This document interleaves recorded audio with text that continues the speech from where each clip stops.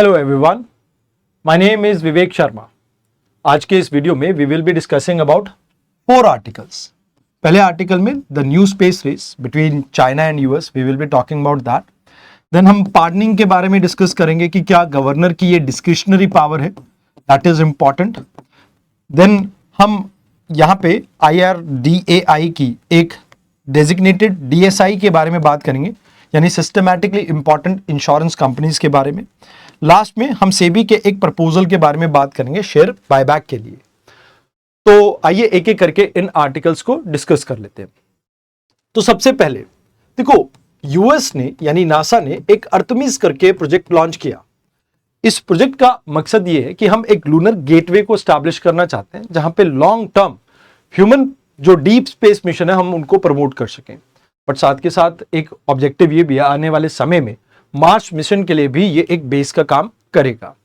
तो अगर हम बात करें, ये अभी रिसेंटली 1 अप्रैल को आपका सेकंड इसका प्रोग्राम का इनिशिएटिव लॉन्च किया गया। एंड ये 1972 के अपोलो प्रोग्राम के बाद पहली बार है जब नासा वापस से लूनर मिशन को फोकस कर रहा है, जहां पर ह्यूमन लैंडिंग के ऊपर इनका फोकस है। तो इसमें आपका स्पेस लॉन्च सिस्टम को यूज किया जा रहा है एंड ओरियन कैप्सूल को यहां पे यूज किया जा रहा है, ताकि लैंडिंग जो अटेम्प्ट है उसको हम चेक कर सके। तो पहला जो मिशन था 2022 में गया, जहां पर 25 दिन का अनक्रूड ये मिशन था, सक्सेसफुली ये अर्थ पे वापस आया।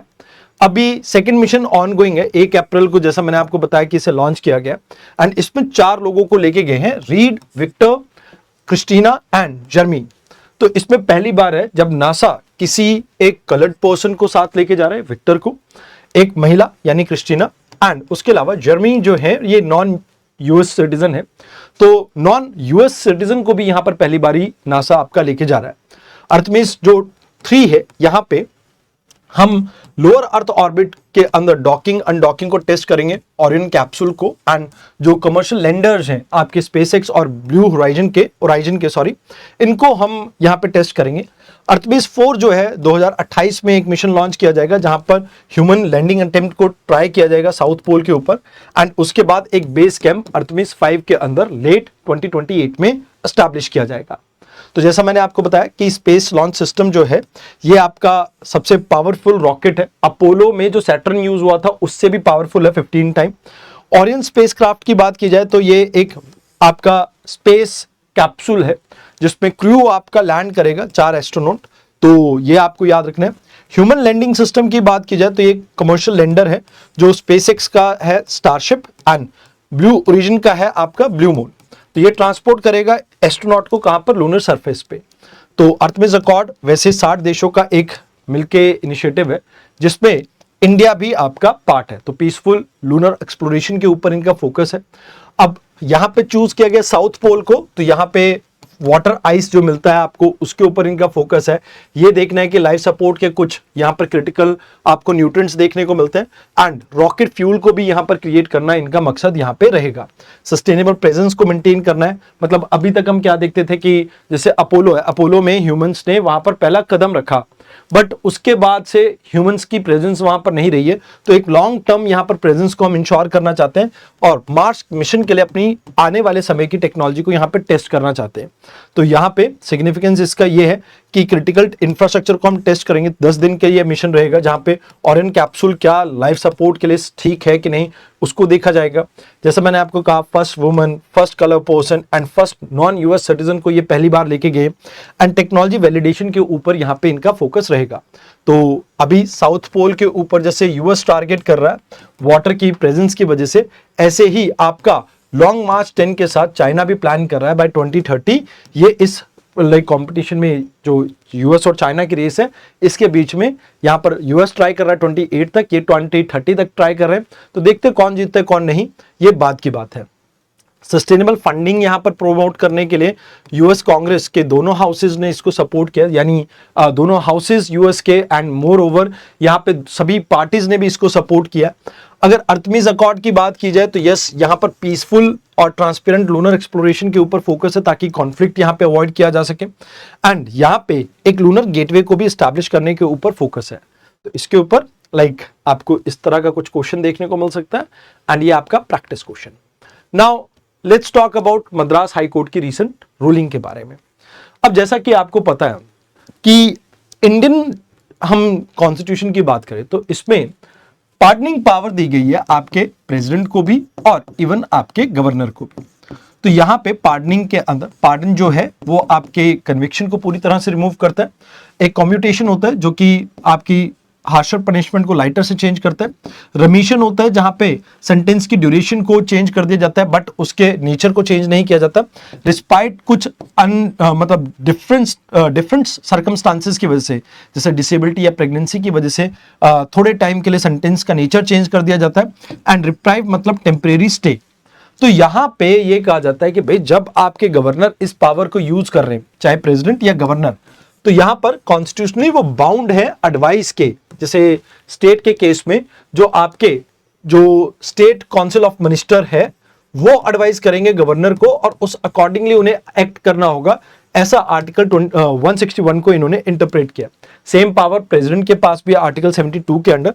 तो यहां पे ये कहा जाता है कि भाई देखो जो प्रेसिडेंट है वो यूनियन लॉ के लिए आप किसी की भी सजा को कम कर सकते हैं एंड इवन कोर्ट मार्शल भी और डेथ सेंटेंस भी इसमें इंक्लूड होते हैं।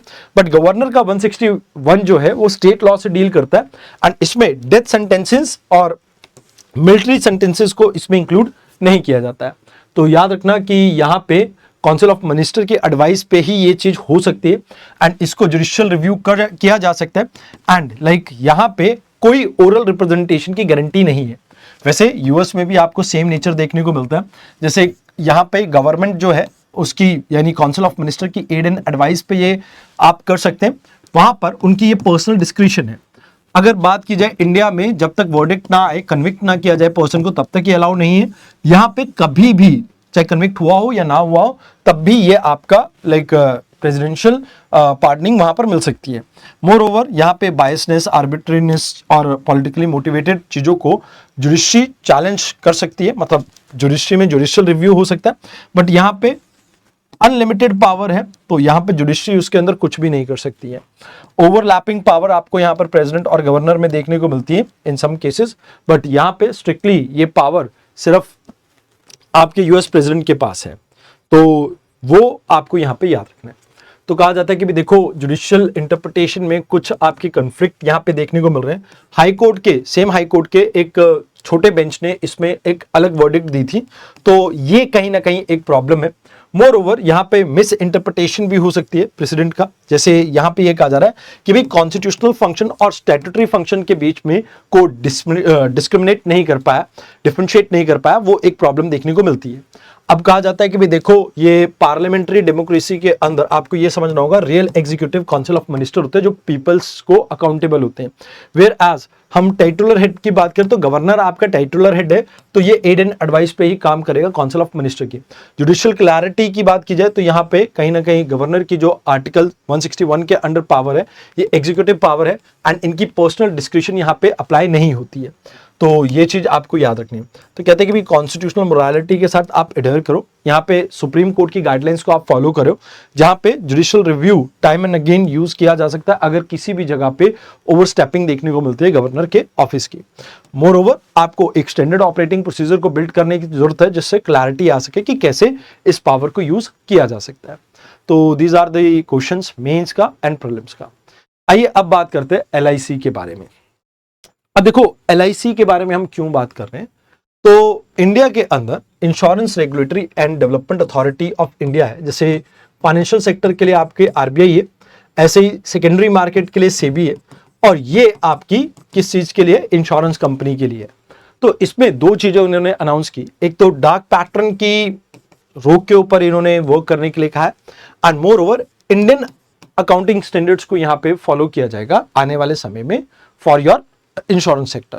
तो पहले हम जो यूज करते थे वो रिडंडेंट हो चुके अकाउंटिंग सिस्टम, अब उसको अपग्रेड करने की बात की जा रही है ताकि इंटरनेशनल लेवल पे हम इसको अलाइन कर सके। तो कहते हैं domestically systematically important insurance company क्या होती हैं, तो कहते हैं कुछ ऐसी कंपनीज जिनके फेल होने से इकोनॉमी के ऊपर बहुत बड़ा एक इंपैक्ट आ सकता है। मतलब ये इतनी बड़ी हैं कि भाई अगर ये फेल करती हैं तो पूरी इकोनॉमी कोलैप्स कर सकती है, तो ऐसी आपकी इंश्योरेंस कंपनीज को इस कैटेगरी में रखा जाता है। तो एज एफ नाउ अभी लाइफ इंश्योरेंस कंपनी, और आपकी ये जो जनरल इंश्योरेंस कॉर्पोरेशन है and even new India insurance corporation है, इन तीनों को यहाँ पे इस कैटेगरी में रिकॉग्नाइज किया गया है। तो कहते हैं ऐसा ही सेम एक पैटर्न आपको जो आरबीआई फॉलो करता है उसमें भी देखने को मिलता है। डोमेस्टिकली सिस्टमैटिकली इंपॉर्टेंट बैंक्स भी होते हैं, जैसे एसबीआई है, इसको एचडीएफसी को एंड आईसीआईसीआई बैंक को, तीनों को रिकॉग्नाइज किया गया है। अब इसमें इन बैंक्स को एक मोरल रिस्पॉन्सिबिलिटी दी जाती है कि भाई आप एक ज्यादा थोड़ा कैपिटल बफर मेंटेन करेंगे एंड इनको बहुत टाइटली स्क्रूटनाइज किया जाता है कि भाई इनमें कोई मिस्टेक हम अलाउ नहीं करेंगे। तो कहते हैं कि भाई देखो, जो ऐसे बैंक होते हैं जो 2% ऑफ द जीडीपी को हैंडल कर रहे हो एंड इनका साइज और इंटरकनेक्टेडनेस बहुत ज्यादा जरूरी है, मतलब बड़ा है, और इसमें हमें एक कांस्टेंट सुपरविजन की जरूरत है कि अगर इन केस ये कोलैप्स करते हैं तो हमारी इकोनॉमी पे डीप इंपैक्ट पड़ेगा। तो इस वजह से हम इन्हें आइडेंटिफाई करते हैं। तो कहते हैं डार्क पैटर्न क्या होते हैं? डार्क पैटर्न यानी मिस सेलिंग की कोई आपकी ट्रिक। तो आप ये कह सकते हो कि जैसे कुछ अनएथिकल इंटरफेसेस आपको देखने को मिलते हैं जहां पे आपको इंश्योरेंस के साथ कुछ अलग अलग चीजों को साथ में बेच दिया गया, या आपको जो इंफॉर्मेशन है वो ठीक से प्रोवाइड नहीं की गई, कुछ हिडन चार्जेस आ गए, या आपकी कैंसिलेशन उसमें डिफिकल्ट है। तो ऐसी जो चीजें ये डार्क पैटर्न की कैटेगरी में आती हैं। तो कहते हैं कि भाई यहाँ पे जो ये जो DSII है, इनको फाइनेंशियल स्टेबिलिटी के लिए मेंटेन करना बहुत जरूरी है, बट इन्हें यह भी देखना होगा आने वाले समय में कि भाई कैसे कस्टमर्स को लेके ये और ज्यादा सजग हो और इस तरह के डार्क पैटर्न्स को आइडेंटिफाई करके उन्हें एलिमिनेट करने का काम करे। तो सिस्टमैटिकली इनके ऊपर ट्रस्ट होना लोगों का बहुत जरूरी है एंड यहाँ पे इन्हें ट्रांसपेरेंसी का एक इशू दिखता है ऐसे डार्क पैटर्न्स के अंदर, एंड खासकर कस्टमर का ई प्लेटफॉर्म्स के ऊपर जो प्रोडक्ट को पुश करते हुए जो डिजाइन है वो अनइंटेंडेडली आप ये कह सकते हो कि माइट बी अ प्रॉब्लम, वहां पर डार्क पैटर्न्स आपको देखने को मिलते हो। तो कहते हैं कि भाई आप अपना सेल्फ असेसमेंट कीजिए, जहां पर आप ये देखिए कि आपके डिजिटल प्लेटफॉर्म में ऐसी कोई चीज ना हो। मोर ओवर आप कंज्यूमर प्रोटेक्शन एक्ट के अंडर कोशिश कीजिए कि भाई डार्क पैटर्न को अवॉइड कीजिए, बिकॉज ये वैसे भी कंज्यूमर के इंटरेस्ट के खिलाफ जाती है।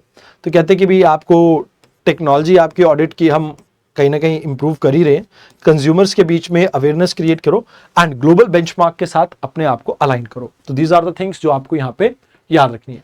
आइए अब बात करते हैं नेक्स्ट आर्टिकल की। ये इससे रिलेटेड PYQ है। नेक्स्ट है सेबी से रिलेटेड ये आर्टिकल। तो देखो सेबी क्या है, security and exchange board of India. तो ये आपका बायबैक जो है शेयर का, उसको अभी अलाउ नहीं करता है। तो इसको दो प्रॉब्लम्स थी। कहते हैं कंसंट्रेशन का रिस्क है कि इक्विटेबल प्रॉफिट हर पार्टिसिपेंट को नहीं मिल पाएगा। लोग जो खासकर बड़े जो कंपनीज वाले हैं वो प्रॉफिट को ज्यादा ड्राई अप कर देंगे और बाकियों के लिए कुछ बचेगा ही नहीं। मोर ओवर यहाँ पे टैक्सेशन का भी इशू है कि भाई ये डिफरेंटली टैक्स करते हैं बायबैक वाले को, और जो मार्केट को ये डिस्टॉर्ट करते हैं वो अलग। तो यहाँ पे FICCI and investment banker association ने ये कहा कि भाई देखो इंटरनेशनली ये चीज रिकॉग्नाइज्ड है और ये हमें इंडिया में भी अलाउ करनी चाहिए। इससे मार्केट एफिशिएंसी इंप्रूव होगी एंड कहीं ना कहीं जो कंपनीज की लिक्विडिटी है वो भी और बेटर होगी। तो यहाँ पर ये कहा जाता है कि भाई अभी इसको ऊपर पब्लिक प्रपोजल और कंसल्टेशन के लिए खोला गया और 23 तारीख तक यहाँ पर लोग अपने सुझाव दे सकते हैं। अगर ऐसा होता है तो फ्यूचर में आपको रेगुलेशन देखने को मिल सकता है कि कैसे इस चीज को मैनेज किया जाए। तो ये इससे रिलेटेड मेंस और प्री का आपका क्वेश्चन है, प्लीज एक बार चेक कर लीजिए। आज के डिस्कशन में इतना ही था। धन्यवाद।